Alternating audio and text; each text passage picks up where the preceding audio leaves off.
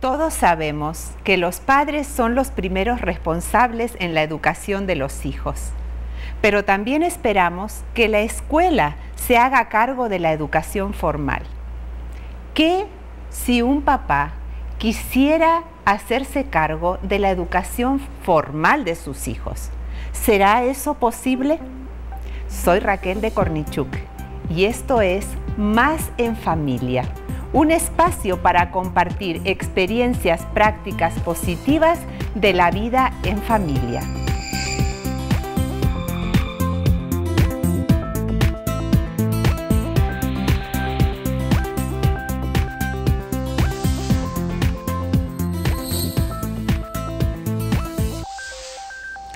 Algunos padres no están satisfechos con la educación que le brinda la escuela, por diversas razones. Algunos preferirían que la escuela enseñara los valores que ellos mismos sostienen y no lo encuentran. Otros no están convencidos de la seguridad física que les provee las escuelas. Otros no están satisfechos de la calidad académica y algunos preferirían tener un programa de educación formal que se adecue más fácilmente a lo que los hijos necesitan o quisieran desarrollar. Hoy está con nosotros la familia Sánchez Pasos y vamos a conversar de lo que significa la educación formal en la casa. Bienvenidos María Elena, bienvenidos Pedro y también Tania, Adriana y Pablo. Bienvenidos a nuestro programa de Más en Familia. ¿A qué se dedican ustedes? María Elena, ¿qué haces tú? ¿Cuál es tu profesión? Bueno, yo soy maestra de música, enseño violín aquí en la Universidad de Montemorelos y mi énfasis principal son los niños. Enseñas especialmente violín a los niños pequeños. A los niños pequeños. Y Pedro, ¿qué haces tú? Yo soy también maestro de música, me especializo en clases de historia de la música. Muy piano bien, y tocan también, instrumentos. Sí. Y acá tenemos algunos instrumentos. ¿Y los hijos? Tania, ¿cuántos años tienes? ¿Qué estudias? Yo tengo 23 años y acabo de graduar de la licenciatura en enseñanza musical. Muy bien, ¿y tocas instrumentos? Sí, también. ¿Qué tocas? Toco el piano y toco la viola. Muy bien, piano y viola. ¿Y tú, Adriana? Bueno, yo estoy en mi último año de nutrición, licenciatura en nutrición y dietética, y también por el lado de la música toco cello y piano. ¿Y Pablo, cuántos años tiene? ¿Qué hace? Bueno, Pablo tiene 17 años, está graduando de la preparatoria y también quiere estudiar música. Y también, así que estamos aquí con una familia de músicos y especialmente del área de cuerdas. Qué bueno. Quiero preguntarles, ¿ustedes en algún momento decidieron que la escuela no era la mejor opción para la educación de sus hijos? ¿Qué los hizo pensar siquiera en la posibilidad de sacarlos de la escuela y tener la escuela en el hogar? ¿Qué dices tú, María Elena? Bueno, yo siempre tuve esa inquietud porque lo vi en una familia con la que yo estuve viviendo un verano en los Estados Unidos y me gustó mucho el hecho de cómo se maneja la escuela en el hogar. Entonces siempre tuve esa inquietud. Después, al llegar aquí a Montemorelos, una familia hacía escuela en la casa y cuando tuvimos la oportunidad, al verlo con unos amigos, pues decidimos que lo queríamos realizar. No es algo común, realmente, inclusive puede ser hasta ilegal. Es decir, Pedro, tú no habías vivido esa experiencia de tener un contacto. ¿Qué les hizo pensar? ¿Cómo iniciaron las conversaciones sobre esto? Bueno, yo creo que fueron, no sé si 1 o 2 años de pláticas entre María Elena y yo. Yo tuve clases en la casa 2 años en la primaria y mi mamá fue mi maestra un tiempo porque no había facilidad de estudiar en esa época. Ahora en donde estábamos viviendo. Ahora sí era fácil, mis hijos estaban en la escuela, nosotros gozábamos de ayuda económica para que ellos estudiaran ahí. A mí me preocupaba una cosa, ver que la unidad familiar en la casa se estaba como perdiendo en aquella época. Okay. Mi hija tenía un grupo de amigos. ¿Qué edades tenían los chicos entonces? Tania estaba terminando la primaria. Okay. Y Adriana, pues 2 años menos, también en primaria. Pablo estaba por entrar a la primaria. ¿Y ustedes estaban especialmente preocupados por la unidad de la familia? Esa era una de las preocupaciones. Sí. Otra preocupación era, a mí me preocupaba mucho, igual que a mi esposa, el aspecto moral. Llegaban a la escuela y empezaron a ver muchas películas que nosotros nunca hubiéramos querido que vieran en la casa. Sí. Pero ellos empezaron a enterar de cosas, de temas. Me acuerdo que a veces sacaban temas sorprendentes. Hoy tal vez me daría risa decir de qué hablaban, pero en esa época uno va cuidando que la ingenuidad, la inocencia que se tiene de niños la pierdan antes de tiempo. Esa era una preocupación. Realmente esa es una de las preocupaciones que tienen los padres mayormente a la hora de enviar a sus hijos a la escuela, que regresan de la escuela con información, con actitudes, con maneras de ver la vida, con cosas que están en conflicto con los valores y se preguntan, ¿será posible hacer alguna otra cosa? Algo diferente. Y en algunos países ya se ha comenzado a desarrollar más, con más fluidez el desarrollo de la escuela en la casa, lo que se llama en inglés homeschooling. Quédese con nosotros. La familia Sánchez ha hecho homeschooling, escuela en la casa. Enseguida volvemos y le contamos esta experiencia. En nuestra universidad creamos oportunidades para que asumas la responsabilidad de documentar e interpretar tu propio aprendizaje. Oportunidades que te llevarán al análisis, la reflexión continua y la autoevaluación de tu proyecto educativo. Siempre serás orientado y un maestro te guiará en todo momento.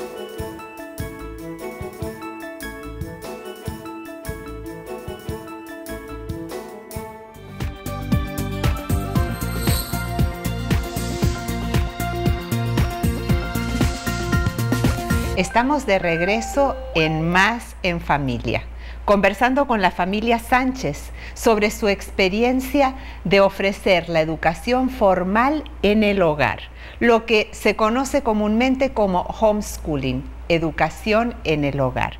¿Ustedes cómo les cambió la rutina, María Elena? Es fácil cuando uno envía a los hijos a la escuela y, bueno, tiene muchas horas libres. Ahora, tenerlo en la casa, ¿qué pasó? Pues tuvimos que hacer un horario y seguir ese horario. Yo dejé de trabajar y me fui a la casa y entonces tratábamos de organizar todo para hacer las tareas, tener tiempo para jugar y tiempo para limpiar, hacer los deberes de la casa. O sea, muchas cosas cambiaron. ¿También cambió algo en tu rutina, Pedro? Al principio no, en la primaria no fue tan difícil. Fue en la secundaria con Pablo donde tuve que aprovechar mis espacios de trabajo. Afortunadamente trabajaba cerca de donde vivíamos. Y fue difícil. Fue difícil encargarme de... ¿Qué fue difícil? Estar al tanto de cómo va mi hijo, porque yo le di clases a él casi toda la secundaria, ver que íbamos cubriendo el material a tiempo.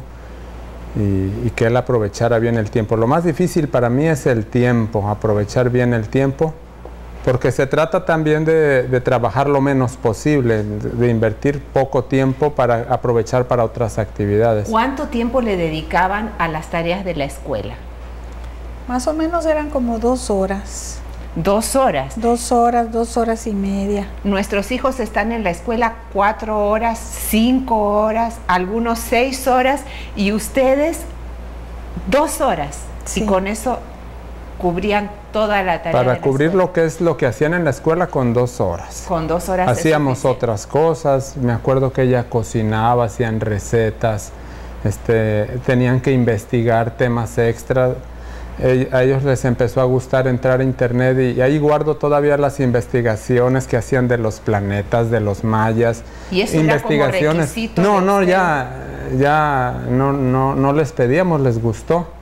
Y Tania hizo una investigación y decía, papá, ¿tiene suficientes fuentes? Me decía ella, yo no sé de dónde tomaba esos datos porque no les dábamos investigación. De fuentes, es decir, sí, yo creo los oía por ahí y ahí tengo las investigaciones, las guardé. Así que podían buscar en distintos lugares. María Elena, entonces, si solamente estaban 2 horas haciendo los asuntos que corresponden a la escuela, ¿qué otras cosas hacían durante el día? ¿Cómo les organizabas un día?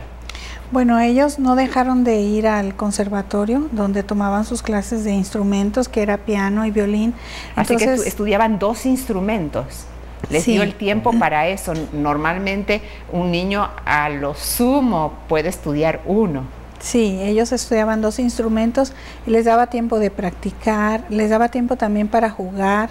A veces las cosas las hacían demasiado rápidas. A Adriana le encantaba, yo no sé, lo hacía muy rápido, entonces a veces tenía más tiempo libre. Claro, porque el niño enseguida se da cuenta que en cuanto termina el trabajo tiene tiempo libre, sí. Es decir, que no le va a tocar el timbre de la escuela para decir ahora sí puede salir al recreo, ¿no? Que los tiempos son más flexibles. Sí, y otra cosa que aprendieron a decidir era, necesitas terminarlo, y si no lo terminas, pues tienes que tomar tiempo de tu tarde para hacerlo.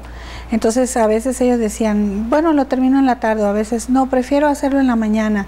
Entonces empezaron a ellos mismos a administrar su tiempo. A administrar su tiempo. Ahora, tomar la responsabilidad de enseñar en la casa requiere de materiales. ¿Dónde encontraron ustedes los materiales? Bueno, navegamos con varios sistemas de educación y finalmente nos quedamos con uno, no me acuerdo cómo se llamaba, donde Pablo hizo la secundaria. Me gustó mucho porque ellos manejan un sistema para cada materia en secundaria de 12 libritos, bien delgaditos, pero hay que apurarse a contestarlos. Y fue un sistema más o menos fácil. De modo que viene, digamos, uno puede buscar en el lugar donde esté, en el país donde esté, hay recursos suficientes como para introducir a los padres a este tipo de experiencias. Sí, ese material era un material cristiano, me gustó, aprendí mucho. Yo tuve que leer también para saber en qué estaba él y aprendí mucho. Era en inglés, fue otra ventaja. Él metió el inglés, yo no sé cómo, porque yo no hablo inglés. Así que fue educación en el hogar y educación bilingüe. Fue bilingüe a fuerza y me gustaba porque ahí estudiaba los temas que en la escuela donde habían ido siendo religiosa estudiaban. Los libros enseñaban la evolución. Y él aprendió desde el punto de vista creacionista. Porque los materiales eran ya desde ese punto de vista que compartían los valores que ustedes de los valores, tenían. Sí. Ahora, chicas, Tania, tú empezaste la escuela en el hogar cuando tenías 12 años, o sea que ya habías ido a la escuela. Sí. ¿Tú decidiste, te gustó la idea o tus papás te obligaron? Pues al principio ellos nos preguntaron si nosotros teníamos ganas nos pidieron nuestra opinión. Ajá. Pero pues no sé, era algo diferente, pero como 4 de mis amigos estaban haciendo lo mismo en mi salón, entonces yo dije que sí, o sea, porque no era que yo iba a ser la única persona ni nada, o sea, eran varios, y entonces entre los papás estaban diciendo, no, pues les contratamos igual a un tutor o algo así. Entonces pues era como que íbamos a estar juntos todavía, entonces no. Muy bien, así que no fue una decisión que ustedes tomaron únicamente ustedes como papás, sino que fue un grupo de familias. Había otras familias que también estaban interesadas en esto, así que eso te animó a pensar que ibas a conservar a tus amigos. Sí. Y a ti, Adriana, ¿cómo fue? ¿Opinaste lo mismo? Sí. Pues una de las cosas que a mí me animaron es que en la escuela terminaba las cosas y me aburría y ya no podía, o sea, me regañaban mucho que platicaba y esas cosas. Entonces dije, pues sí, en mi casa, y también como teníamos horarios muy pesados para practicar los instrumentos, ya fuera piano, cello, teníamos que cumplir que 1 hora. Y entonces pues era salir de la escuela, correr, comer, después vas al conservatorio, regresas, practicas tareas y pues sí, se te acababa la tarde y terminabas muy así. Dije, pues también, ¿no? Yo sí les pedí a mis papás que me sacaran de la escuela. Adriana fue la que pidió. Tania no quería, ¿Sí? pero se animó porque hubo amigos que... Okay. Sí. Es que en la escuela, especialmente a los 12 años, uno tiene lazos muy fuertes con los amigos. Los amigos ya comienzan a ser muy importantes, incluso un cambio de escuela puede ser muy difícil, veces, sí. Y entonces dejar la escuela y estar en la casa es como que uno siente un vacío de que ahora qué va a pasar. Hicieron, ¿tú recuerdas, Tania, algunas cosas que ustedes hacían juntos con los otros amigos que también hacían educación en el hogar? Como que hacíamos con tus amigas, que aparte de estudiar. Perdón. ¿Hacían algún viaje de estudios? No recuerdo la verdad mucho. Íbamos a clases de inglés. Ajá. Y entonces en las mañanas siempre a las 8:30 de la mañana íbamos al Instituto de Idiomas y llevábamos ahí clase. Después de ahí íbamos y teníamos nuestra clase de biología o de química, lo que fuera, pero que hacíamos mucho, pues estábamos muy metidos con la música, realmente eso era lo que... ¿Y les gustaba o era una obligación? De la música, sí. Yo la música la empecé a ver como algo agradable para mí, como más o menos por ahí de la secundaria, o sea, cuando salí de la escuela. Muy bien, de modo... Sexto año, primero de secundaria. Primero de secundaria. Sí, ahí ya practicaba porque me nacía hacerlo, no como una disciplina, sino como obligación. ¿Y en algún momento ustedes dijeron ya basta, no queremos más escuela del hogar? Pues sí, cuando yo terminé la primaria, platicando con mis papás, me acuerdo que nos sentamos a platicar y ellos me preguntaron que si yo quería entrar a la secundaria, pero que decidiera bien, porque si decidía que no, no me iban a meter después, pero que si decidía que sí, pues me tenía que quedar ahí. Entonces pues yo sí quise regresar y ya les pedí que me metieran. Así que quisiste volver a la escuela y tus sí. papás te complacieron, regresaste a la escuela. Así que no fue una obligación, no finalmente, carga, no fue una carga. Ahora, en algunos países ir a la escuela es mandatorio, es una obligación. En México, en Argentina, en casi todos los países de Latinoamérica. En Estados Unidos hay una amplitud más grande, es más, animan a los papás a que hagan escuela en el hogar, les proveen materiales, hasta les proveen recursos tecnológicos. Pero ustedes están viviendo en México. ¿Cómo hicieron esto legalmente? ¿Cómo los hijos pudieron tener constancias oficiales de que habían terminado los estudios, de que esos estudios que ustedes les daban eran válidos? ¿Qué hicieron, María Elena? Bueno, nosotros recurrimos a la educación para los adultos, aquí se llama INEA. Que es un programa para educación de adultos. Sí, de adultos o niños, ¿verdad? O comunidades que no tienen la facilidad de una escuela. Y fuimos ahí, ellos presentaron sus exámenes, llegábamos a una oficina, ellos les daban los exámenes, los presentaban y por ese medio nosotros obtuvimos... ¿Cada cuánto iban a la oficina de educación de adultos a presentar exámenes?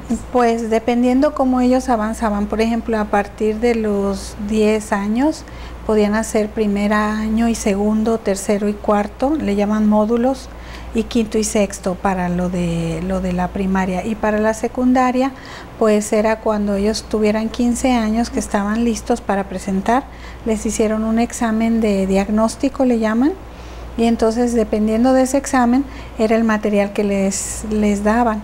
Y así, de esa manera fue que obtuvieron los... Aunque era una oficina para la educación de adultos, ¿les permitían a ustedes que los niños menores en edad escolar nunca les cuestionaron el hecho? Sí cuestionan, deben cumplir un número de años, la edad, o sea, uno no puede llegar y decir ya quiero presentar.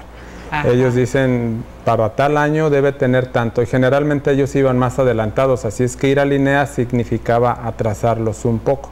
Ok, así que implicaba un riesgo para ustedes. Sí, porque ellos iban estudiando más avanzado de lo que en realidad podían presentar. Había una maestra de Linnea que nos trataba muy bien, la que nos visitaba, ella siempre nos trató bien, pero a la hora de llegar a la oficina había que cumplir con los requisitos aquellos y a veces regresábamos chasqueados. Todavía no es hora de que terminen, no.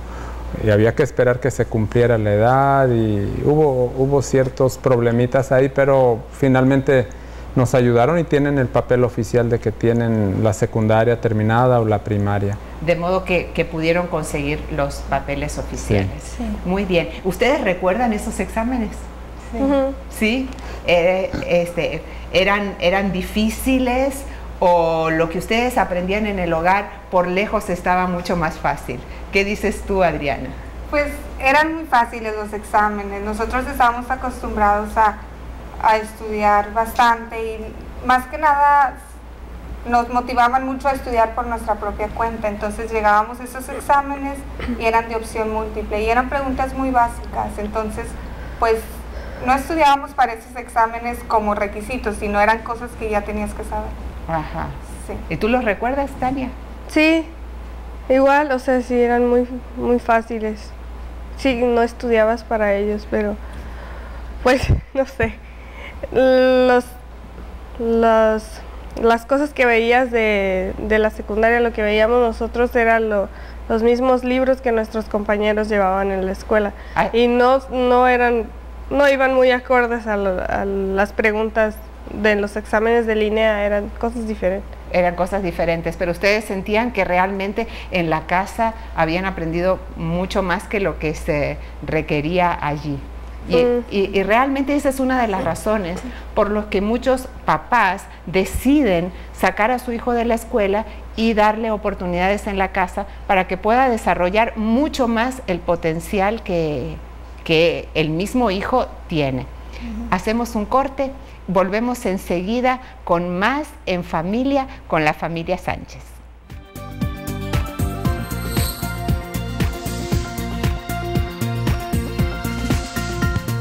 Estamos de regreso en Más en Familia, conversando con la familia Sánchez sobre lo que significó tener la escuela en la casa.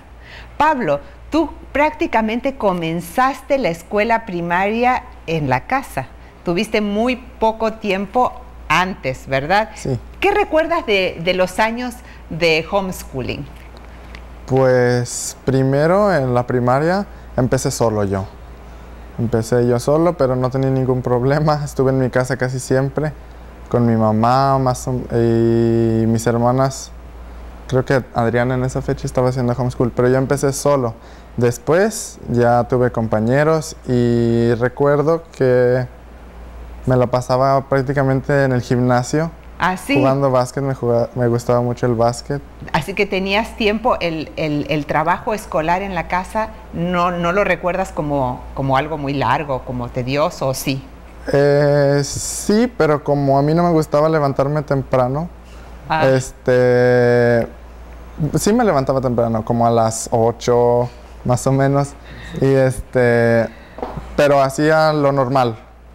¿De veras que no le gustaba levantarse temprano? Sí, pues a las 8, eran las 5:30 que había que pararse. Claro, si uno va a la escuela, sí. Entran a las 7:30. Sí. Así que ellos tenían permiso para levantarse un poquito más tarde. Un poquito más tarde, sí. Eso es pero algo igual bueno. hacía lo que tenía que hacer, pero no se me hacía tan... ¿Y qué otras cosas hacías? Además de hacer las tareas en la casa. Pues prácticamente me la pasaba afuera, en los árboles o cosas jugando. así. Sí, arrancaba moras o el trampolín, con el perro. pero también estudiabas música, ¿o eras el único que no estudiaba música? Sí, no, también me tocó violín. Muy bien. Violín empecé y mi mamá me ayudaba cuando acabábamos la escuela, ahí en el piano, y me dedicaba a practicar violín. ¿Y te gustaba? Así estamos hablando de pequeños, 6, 7, 8 años. ¿Te gustaba practicar violín o era una obligación?